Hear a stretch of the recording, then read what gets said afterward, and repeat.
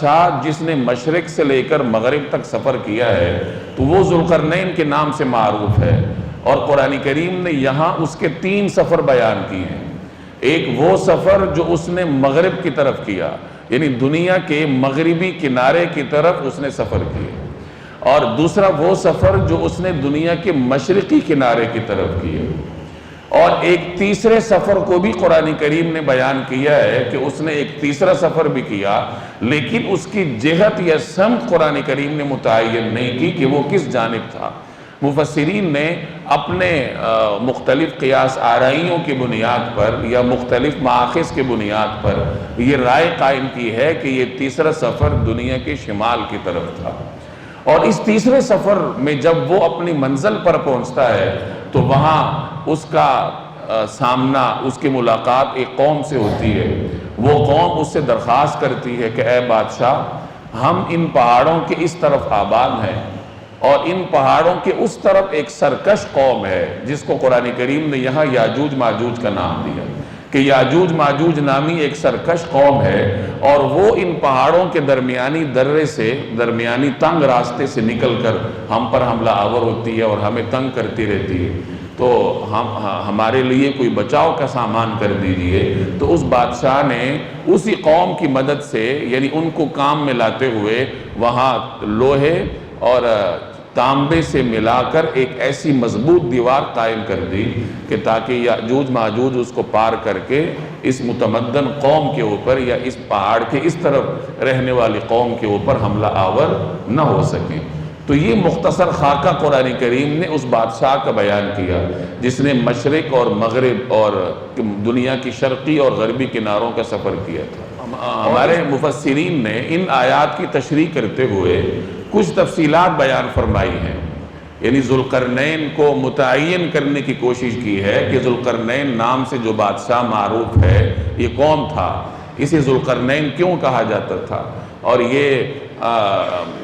اس کا زمانہ کون سا تھا، اس کی جگہ کون سی تھی۔ تو ان سوالات کے جوابات مفسرین نے مختلف مآخذ سے کام لیتے ہوئے، مختلف سورسز سے کام لیتے ہوئے متعین کرنے کی کوشش کی۔ ظاہر ہے کہ یہ اکثر سورسز وہی ہیں جو جنہیں ہم اسرائیلی روایات کہتے ہیں، جو تورات اور انجیل سے نقل ہوتے ہوتے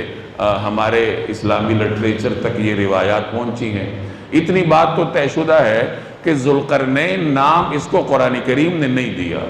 بلکہ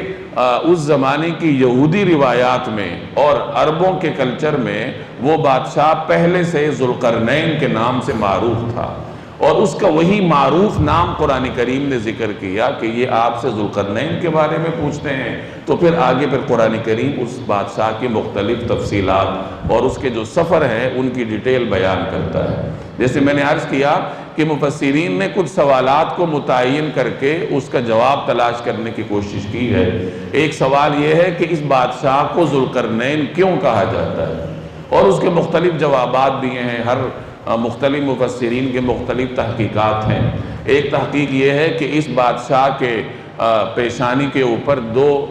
زخم کے نشانات تھے۔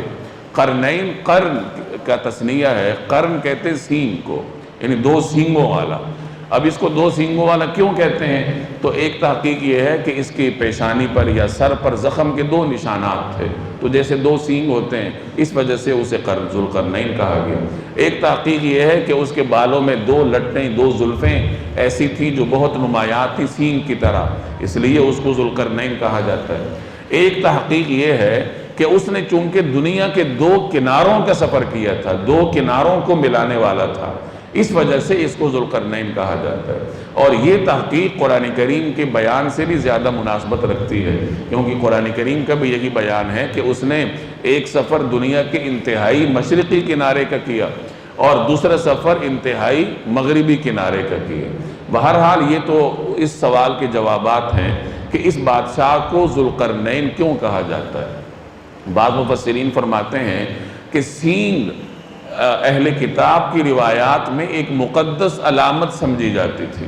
یہاں تک کہ انہوں نے سیدنا موسیٰ علیہ السلام کی طرف بھی سینگوں کی نسبت کی ہے، یعنی یہ ان کے ہاں ایک مقدس علامت تھی کہ کسی کے سر پر سینگ ہونا یا یوں سمجھ لیجئے کہ کسی کی تقدیس بیان کرنے کے لیے وہ اس کی طرف مجازن سینگوں کی نسبت کرتے تھے۔ اس کا مطلب یہ نہیں تھا کہ اس کے سر پہ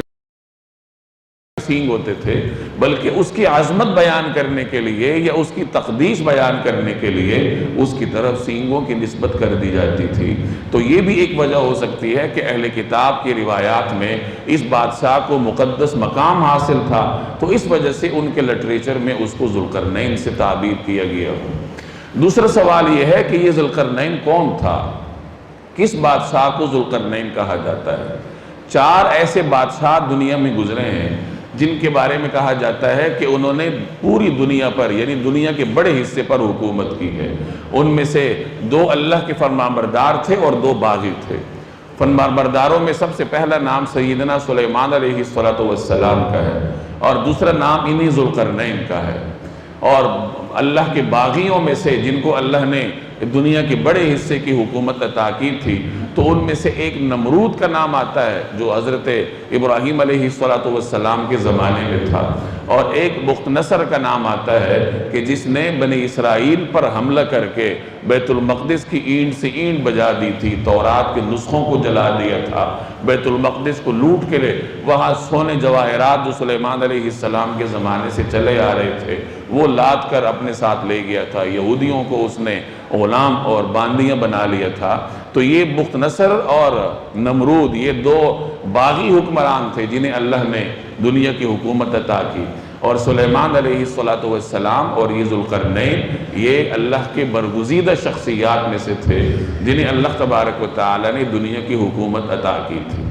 اب یہ ذوالقرنین کون تھا جس کے بارے میں قرآن کریم کہتا ہے کہ اس نے دنیا کے 2 کناروں تک سفر کیا، یعنی 2 کناروں تک فتوحات کرتا ہوا گیا، اور گویا کہ پوری دنیا پر اللہ نے اسے حکومت عطا کی۔ تو جیسے میں نے عرض کیا کہ قرآن کریم نے اس کی تعیین نہیں کی، نبی کریم صلی اللہ علیہ وسلم نے بھی اپنے کسی فرمان میں اس کی تعیین نہیں فرمائی۔ ایک رائے یہ ہے کہ سکندر مقدونی یا سکندر یونانی، جو سکندر اعظم کے نام سے معروف ہے، جس نے کوئی 35 برس کی عمر میں دنیا کا بڑا حصہ فتح کیا تھا، تو ایک رائے یہ ہے کہ اس ذوالقرنین سے مراد یہی سکندر یونانی یا سکندر مقدونی ہے، اور اس کی کئی شواہد مختلف مفسرین نے دیے ہیں۔ امام رازی رحمہ اللہ جو چوٹی کے مفسر گزرے ہیں، انہوں نے بڑے یقین کے ساتھ یہ رائے نقل کی ہے کہ ذوالقرنین سے مراد یہی سکندر ہے۔ ماضی قریب کے بڑے معروف مفسر ہیں مولانا عبد الماجد رحمۃ اللہ علیہ، جن کی تفسیر ماجدی معروف ہے، انہوں نے بھی اسی رائے کو اختیار کیا ہے کہ ذوالقرنین سے مراد وہی سکندر مقدونی ہے جو کہ ہمارے ہاں سکندر اعظم کے نام سے معروف ہے۔ یہاں قرآن کریم آگے جا کر اس کا ایک سفر نقل کرتا ہے کہ یہ ذوالقرنین جب دنیا کے مغربی کنارے کی طرف گیا تو اس نے دیکھا کہ سورج ایک گدلے پانی میں غروب ہو رہا ہے۔ تو مولانا عبد الماجد دریابادی رحمہ اللہ نے سکندر اعظم کے جو مختلف اسفار تھے تو اس کو بنیاد بنا کر یہ فرمایا ہے کہ سکندر اپنے ابتدائی زمانے کی فتوحات کرتے ہوئے یوگوسلاویہ جو موجودہ زمانے کا ایک ملک ہے، پہلے جنوبی سربیہ اس کو کہا جاتا تھا، یہاں تک پہنچا تھا اپنے ابتدائی زمانے کی فتوحات میں، اور وہاں ایک جھیل ہے اور بہت بڑی جھیل ہے، اور اس جھیل سے کا جو ماخذ ہے یعنی جہاں سے وہ پانی آتا ہے وہ زیر زمین ایسے چشمے ہیں جن کا پانی گدلا ہوتا ہے، یعنی وہ پوری جھیل گدلے پانی پر مشتمل ہے، اور اس سے جو دریا نکلتا ہے اس کا بھی پانی سیاہ رنگ کا ہے، اسے بلیک ڈرین کے نام سے یاد کیا جاتا ہے۔ تو ان کا خیال یہ ہے کہ یہاں تک وہ پہنچا ہوگا، اور یہ بہت بڑی جھیل ہوگی اس زمانے میں جو سیاہ پانی کی شکل میں تھی، اور اس کو قرآن کریم نے پھر یوں بیان کیا ہے کہ وہ ایک ایسی جگہ تک پہنچا کہ جہاں سورج گدلے پانی میں غروب ہو رہا تھا۔ تو بہرحال یہ ان کی ایک رائے ہے جو انہوں نے مختلف شواہد کی بنیاد پر قائم کی ہے۔ البتہ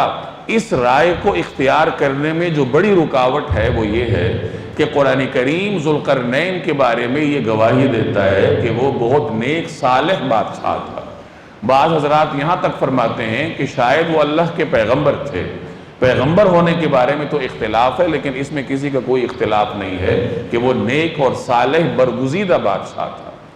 اور جو سکندر معروف ہے اس کے ایمان کے بارے میں کوئی مضبوط تاریخی شہادت نہیں ملتی۔ چنانچہ مولانا عبد الماجد رحمۃ اللہ علیہ نے بھی اس مشکل کا اظہار کیا ہے کہ بظاہر تو وہی سکندر ہی اس سے معلوم ہوتا ہے، لیکن مسئلہ یہ ہے کہ اس کے ایمان کے بارے میں کوئی مضبوط شہادت نہیں ہے، بلکہ اکثر حضرات یہ فرماتے ہیں کہ وہ مشرک تھا، ارسطو اس کا وزیر تھا،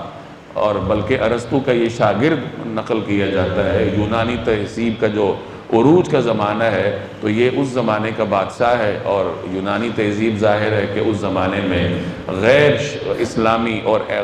مشرکانہ قسم کے توہمات اور مشرکانہ نظریات پر مبنی تھی، یہ ان کے عام نظریات تھے۔ تو بہرحال یہ ایک رائے کا خلاصہ میں نے عرض کیا کہ بعض حضرات کے ہاں ذوالقرنین سے مراد یہ سکندر ہے۔